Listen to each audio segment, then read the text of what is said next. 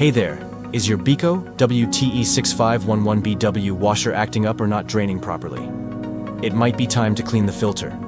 In this quick 2025 guide, I'll show you how to do it safely and easily at home. Step 1. Turn off and unplug. Always unplug the washer before maintenance.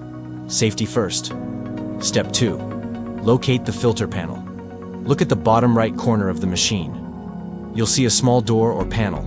Open it using your fingers or a flat object. Step 3. Prepare for water spill. Place a shallow tray or towel underneath. Some water might drain out when you remove the filter. Step 4. Unscrew and pull out the filter. Turn the filter cap counterclockwise and gently pull it out. You may find lint, coins, or debris stuck inside. Step 5. Clean the filter.